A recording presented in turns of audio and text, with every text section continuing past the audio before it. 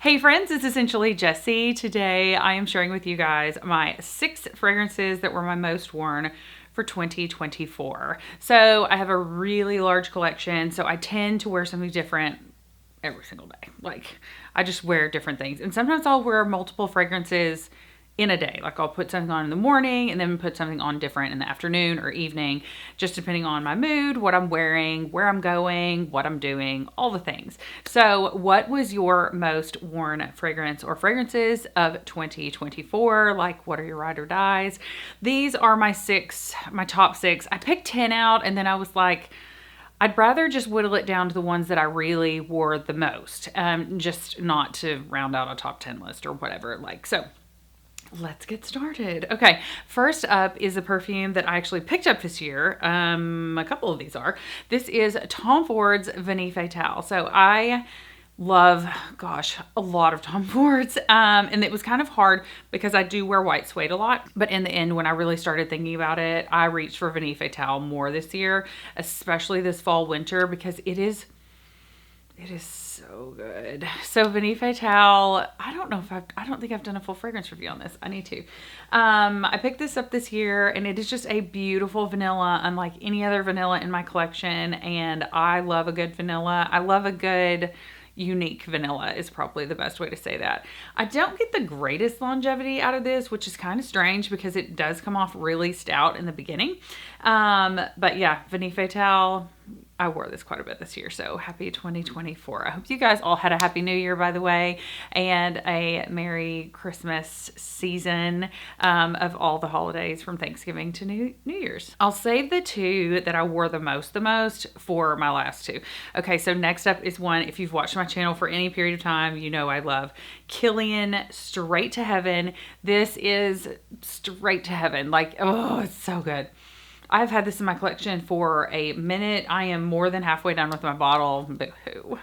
I really don't want to repurchase this, but I will because this is one that I cannot live without. This is one that I've had people like hunt me down, text me 3 hours later and say, I just have to know, what were you wearing today? Like, it's that good. This Straight to Heaven, I would say, leans probably more masculine. It is a little bit spicy. It's fresh spicy. I am still on hunt for Straight to Heaven Extreme. If you have a decant of that, or if you have an old bottle that you want to sell to me, let me know.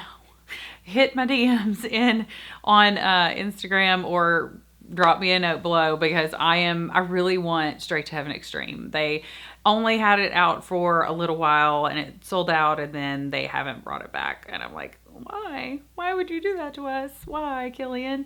Anyway, so Straight to Heaven by Kilian. Yum, yum.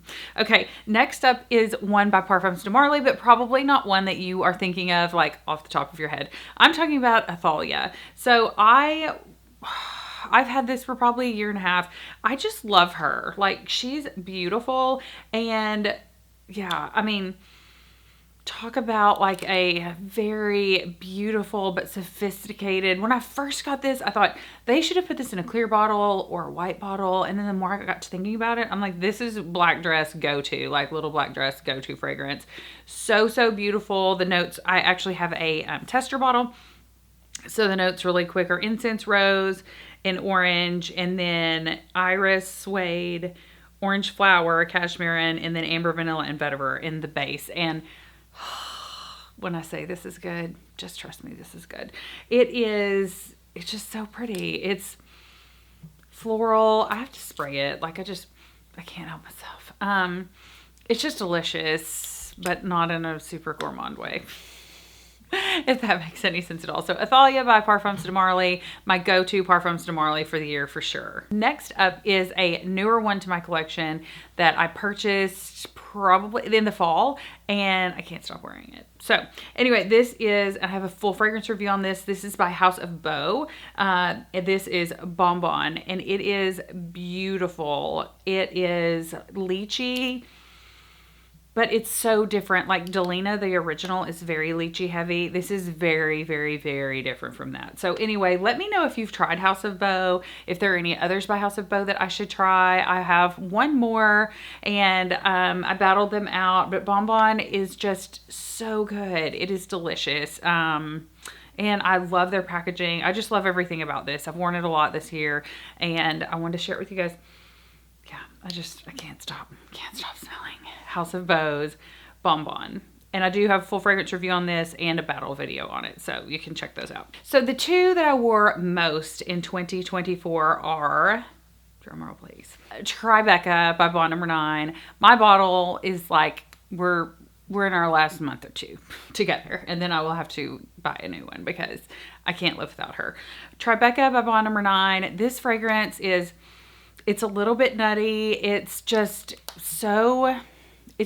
unique. I don't know. I think that's partly why I go back to these, because I don't want to smell like everyone else. And I also can layer this with New York Nights. I've layered it with Greenwich Village. Like, there's several Bond Number 9s that are kind of interchangeable that I've also mixed this with Gold Coast. I actually have like my most expensive layering combo ever video. If you want to look for that, this is in the trio of layering, and it is heavenly, so good. In fact, I may put those 3 back on my perfume tray next week. But Tribeca by Bond Number 9 is just something to behold, and I love the packaging. I love how it's like kind of 3D, like there's a pattern on the front, and it's just super cool. Let me know, what's your favorite Bond?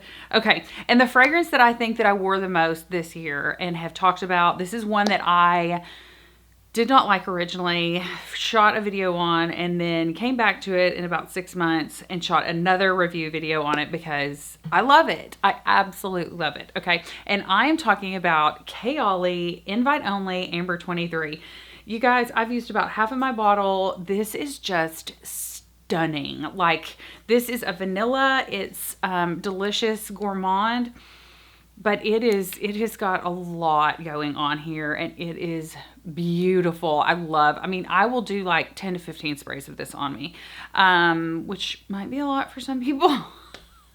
But I just love it that much, and I really want it to last on my skin. So Invite Only had my heart in 2024 by Kayali. So which fragrance did you wear the most in 2024? What are you wearing now? What are you excited about? Are there any fragrances coming out that you're excited to get?